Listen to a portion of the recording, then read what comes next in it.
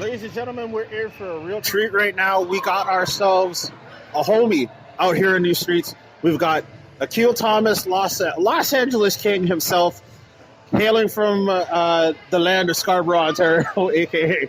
deep east end Toronto. Akil, say what's up to the people. How's it going? Thanks for interviewing me. You know, it's an honor to have you. And straight up, I did mention this to you earlier, but folks, in case you didn't know, Akil Thomas is one of the only few Canadian junior players with a golden goal in the World Juniors himself. Especially for Team Canada, the last time we've had say anything of that significance was, of course, the 2022 World Juniors. Of course, COVID had taken kind of taken over a lot of things, and yet still Canada managed to pull out one of the most spectacular gold medal victories in program history. So, of course, it's nice to have a fellow alumnus here, and also a future a future superstar in the NHL. So, first things first, how's California life treating you? It's great. And, I've lived there for 5 years now, and kind of feel like a local, and I'm having a great time. I love it. Are you missing home by any chance? Do you miss the fact that you can still get oxtail on a regular basis, or just funny fact, I don't like oxtail actually. Oh my god! Nor do I. So yeah, there you go. I hate it. So I don't like oxtail. I don't like what's it called? You don't mess with jerk chicken either, do you? I love jerk chicken. All right. That'd be a crime not to like jerk chicken. That'd be a violent crime right there. Yeah, I mean, obviously, you have your signature spots here in Toronto. Yeah. I mean, to be honest with you, go in California and LA to a spot, it's not the same as home. So yeah, I definitely love and enjoy the food in Toronto. Like if you live somewhere else, you kind of appreciate Toronto's food a little bit more. And you appreciate the little pockets of Toronto as well. The Danforth being an example. Yes. Little pockets like that. And then there's obviously the little holes in the walls in Scarborough and Mississauga that, if you know type of things. Those don't exist as much, I feel like, in the States. It's more chain stuff and whatnot. So, what parts of LA have you been able to explore? Yeah, I mean, the big areas like Santa Monica, Beverly Hills, Malibu, Venice Beach, all those areas. I haven't really gone south too much. I live in Hermosa Beach, but basically the go-to spots for tourists basically is where I bring people when people come into town. Great. And before we dive into the hockey questions real quick, what is your take on the whole Kendrick versus Drake nonsense? You know what? I don't know. I find rap beef kind of corny, to be honest. It's they're not. I'm not saying Drake and Kendrick, but I think in other cases, rappers are texting each other, and then on Instagram that it's beef. You know what I mean? So yeah. I think some of it's curated and it's definitely profitable, right? It gets music interesting. So I think when streams are low, it's kind of like a go-to for some artists. Yeah. So I think some are definitely fabricated. I don't think the Kendrick and Drake is, but I also don't know too much about it. I don't really look into it. I just listen to music, and that's pretty much it. Okay, so let's dive into the hockey component of the interview here. Considering that you have played for, I guess, one of the most premier teams on the West Coast, how is it different compared to say playing in just an not an oversaturated, but more just a heavily competitive market such as the province of Ontario, where there's consistent talent left, right, and center? How have you been able to combat with that? I mean, there's my team. There's probably 10 or 11 Canadians, right? Yeah. So I mean, they kind of pull from everywhere, just like any other NHL team. So I think there's only one California native on our team. Yeah. I think maybe two. So they kind of pull from everywhere. But I mean, I grew up playing hockey in Florida and ended up having to leave at some point because obviously the talent in Toronto is just probably the best in the world for minor hockey. So you got the hot spots, kind of like Detroit, like Michigan for hockey, and Toronto for hockey. And I'm sure Montreal is decently big. All the major cities usually have good programs for minor hockey teams. So. Being a melanated player, you now establish yourself as an icon. And, of course, being here at the Black Hockey Summit, that's of major significance. How important is that to you? Yeah, it's important. I mean, I was telling a bunch of people earlier today, I met a lot of my friends at Skills Hockey Camp when I was like 8 years old. Yeah. I feel like this is very, very similar to Skills Hockey Camp, and it's kind of has the same people involved to a degree, I think. But I think it's important just because I grew up in it. I've seen other kids grow up in it and then get drafted and make the NHL. That I used to be their hockey instructor, and now I'm playing against them. So it comes full circle, and to be, a role model for kids that are going to grow to be better than me, that's awesome, right? I had the same growing up. I had people to look up to, and it's cool to, not only just meet them, but to be around every year and grow familiarity with them and make it feel like, they can reach out to me and stuff like that. That's cool. I had that for myself, so I want to give that to other kids coming up. What was it like actually getting your first autograph as like a full-time NHLer? I mean, I did a lot in junior. So the first time someone asked me for my autograph, it was right after I got drafted. I hadn't played a junior game yet. Yeah. And so I was kind of confused on why they would want my signature, but yeah, slowly started to realize that, there's fans and they want signatures and stuff like that. So I didn't even have one and just wrote my name in cursive. Yeah. No, that's huge. Obviously, the biggest goal in the back of your mind is definitively a Stanley Cup. What other, say, accolades would you ever strive for now that you're actually playing as a full-time NHLer on a main roster? I haven't thought about that too much. I think I've had a lot of difficulty with injuries and stuff trying to get my career going, so I haven't had a full year under my belt. Mm-hmm. So I'd say it's a little early to kind of even think about that. I actually have none on the top of my head. I'm not just gatekeeping. But, I don't really know. I mean, ultimately, I would love to be on, win the Stanley Cup for sure. But other than that, there's nothing other than that on the horizon other than to just, play a full season, you know what I mean? And kind of prove that I belong. Of course. If you ever got called up for international duty, would you answer the call? For sure, 100%. I had fun last time I represented my country, so I'd do it again for sure. Of course. So, say Hockey Canada calls you for the Worlds, you're jumping on the next plane, right? Yeah. Of course, Akil. And for yourself, a Black Youth Show was meant to see more kids going through the OHL, the AHL, and college hockey. Yeah, it's cool. I mean, talking with Kwame a lot, obviously he's done a lot of stuff in the community and obviously with the films and whatnot, but you're starting to see more and more, Black hockey players in the OHL getting drafted first rounders. So it's starting to come around. I feel like everything he kind of was striving for and trying to kind of push awareness of, it's slowly happening. And who knows, how much he had to do with it, but it's definitely happening. So, you mentioned giving back to the kids here. We're watching the kids approaching Kevin He. How cool did you realize and say, wow, these kids see me as a real role model. And these kids will want to be me. Yeah, it's really cool. I mean, even growing up, I had my role model, so to potentially be that for someone else, it means the world to me, and I'm all for it. And some kids just kind of need a role model, and then they want to do everything that person did. And I don't think there's one, really good NHL player who didn't have a role model growing up. You know what I mean? It's probably the biggest, important thing of the game.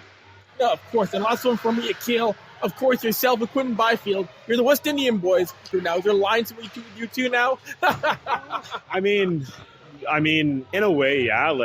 To be honest, if you're lining up against a brother in the league, you kind of just give him a tap or just give him a look, respect, just to acknowledge each other. You know what I mean? Because there's not many of us, and in a way, we compete against each other, but we want to kind of just say, I see you. I gotta ask this right now. Do you just acknowledge each other just like the simple gentleman's nod, just like that, or just the simple hood head nod? We're just hey, what up? It depends who it is. If you know the guy, obviously you'll talk to him. But if it's if you know, if I see a random guy I play against, I'm not just going to be like, hey, what's up? But Yeah. see, you know, a brother who I'm familiar with or I looked up to, maybe in like an Anthony Duclair or something like that, Mhm. I'm going to give him a nod.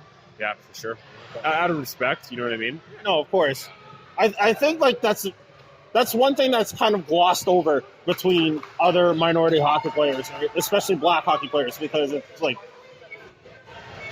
it's one of those racially identifying things where it's just like, okay, like do we act like say like just regular black folk, where it's just like you see another black person like in the crowd at a hockey game where we're not supposed to be there and be like, hey, what up?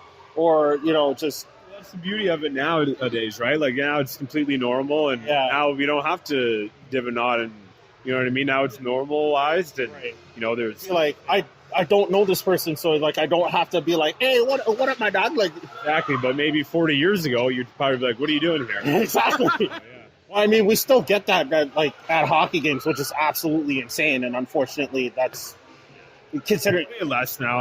Hockey's come a long way, so it's good to recognize that as well. Any final thoughts before we wrap this up? Not really. I just think this camp is a really special thing for a lot of kids, and I think they have a lot of fun doing it. I think they've organized it extremely well. So I just want to give a shout out to the Stewarts for putting this together and everyone else involved. It's pretty cool, and if I was a kid, I'd eat it all up. So I would definitely do the same. Yeah. All right, we got Ty Henry here, prospect for the Chicago Blackhawks. Ty, say what's good to the people. What's going on, guys? How you doing? All right, so considering you're here at the Black Hockey Summit as a junior prospect, like what does this whole summit mean to you as a whole? Is it significant for you? Have you done this before, or is this like something that's like completely brand new to you? Yeah, no, I've been doing it for 3 years now. Mm-hmm. Anthony found me when I was like U16 with the Toronto Red Wings, minor midget, before my OHL draft year. Yeah, that's when they first started everything up. So I've been here since the beginning. They've helped a lot throughout my journey so far. They've paid for a lot of stuff that I couldn't afford. They've offered me training at the highest level, and that's a lot of the things that us people of color never really had the opportunity to do while growing up, especially in hockey, right? Awesome. So yeah, it's growing bigger and bigger every year. Every year, there's getting more kids, and it's been great. There's a lot of. I never know there was this many of us colored players right? in hockey, right? Well, of course, it's like, I mean, like, it's not like there hasn't been a small amount of us, right? But like, we don't really get the opportunity to be able to have fun like this. And you know what? It's good. It's good that we all gather together, so we all know each other and we get to follow each other's careers along the way. Like, now that you've been drafted to a premier hockey team, especially like the Chicago Blackhawks, who have an extremely rich history, what does that mean to you, like, as a whole? What does that mean to you personally? It means a lot. It's one of the original 6 teams, right? Yeah. It was actually my favorite team growing up. I used to like watching Duncan Keith and Patrick Kane and them. So that's solid. I used to always love this team. And to be drafted by them is kind of crazy because that's the team I've been looking forward to. So does the team allow you to have soul food as, like, say, part of your team meal, or like do you have to eat the regular team meal? I'm not gonna lie. I've been there for 2 camps now. What they make is actually not bad. All right. Because, like, obviously, I'm gonna have my own stuff going on. Attaboy. So, Anthony, the Black Hockey Summit wasn't meant to come back here again and pull off again for a 3rd year now. How's that feel, man?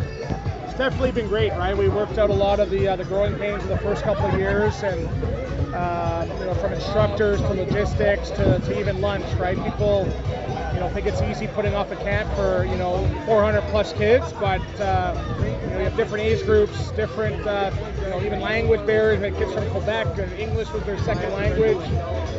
It went as smooth as it can. So no injuries. So for me, that's 100% success. But for me, what this signifies is just sort of the sense of community, right? Hockey is a little bit too transactional for my liking, but the Black Hockey Summit signifies community. Yes. And I tell everybody, my brother and I, we made the national hockey because we were good players, but most importantly, we had the help of the community. So anything we can do to enhance the hockey community and show what it should really be about, that's the success in my eyes. It's been a great week for sure. Of course. And what have been to see guys like Kevin He coming in, Akil Thomas, guys who are either in the NHL or going to be very soon coming here and giving back to the community and the young kids?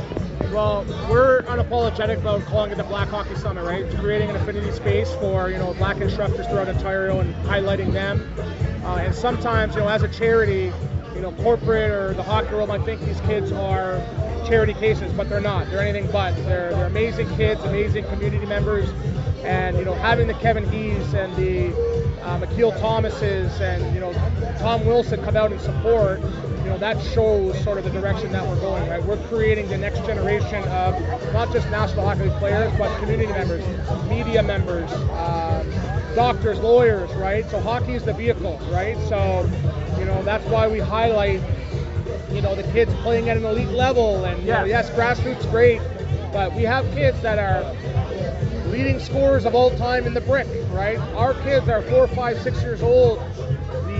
Lessons they're learning on and off the ice are going to make them elite hockey players, but most importantly, elite people, and that's what it's about. But having the quote-unquote stars come back and show their support helps uplift that message. No, of course. And how much fun is it to maybe introduce a kid to coming out here and eating a jerk chicken sandwich to different cultures over this weekend here, Anthony? It's great, right? And it goes back to, when I was in the OHL and I used to bring curry goat on the bus and like, oh, that stinks, get it off the bus. Oh, what is that? They would try it. And then they would say, hey, can your dad bring some for me, right? So that's what it is, and it's about the clashing of cultures, right? Regardless of where you're from, right? Everyone connects over food, right? And my dad's been here the last 3 years cooking, and the preparation starts Monday and buying it. We had 200 pounds of chicken, and got to jerk it and all that, and it's great seeing people from different backgrounds. We have halal options this year as well. Getting a taste of the Caribbean, and it's all been great, and everyone's having a good time. I'm doing an interview, okay? So I'll be back. Okay? Marcia, you got a question for you guys? Yeah, and no, like I was talking earlier that being in the heart of Toronto, Downsview Park, so central to people, coming back to a place that's so homey. It's really cool to see people come back and be part of that. What does it mean to you to be so central? Yeah, it's been great, right? And for me, like I grew up in a high priority neighborhood, but for me, Toronto's my home. So I take pride in being able to go wherever, regardless of the neighborhood is, because in the name of hockey, in the name of what I'm trying to do in the local community, there's no barriers, right? Some people say, not one person said, like we have, heads of the GTHL here, and their granddaughters are here, and they're not worried about coming to a park in a specific. It's in the name of hockey. We're here doing great things, and but to highlight certain communities. And be in the heart, in the middle of the city, doing something great. It's definitely a great experience. Yeah. And from 4 to 60 and beyond, I love that focus on community and not losing it throughout. So I really appreciate that. Right, and you ask kids, their favorite parts of hockey camp, but they'll say the basketball, the flag football. One person said I met Mark Fraser from the Toronto Maple Leafs. Jamal McGlure was here. We played flag football, ball hockey, and they'll say. Oh yeah, and by the way, we got on the ice and played actual hockey, right? So that's what it's about, right? So, yeah.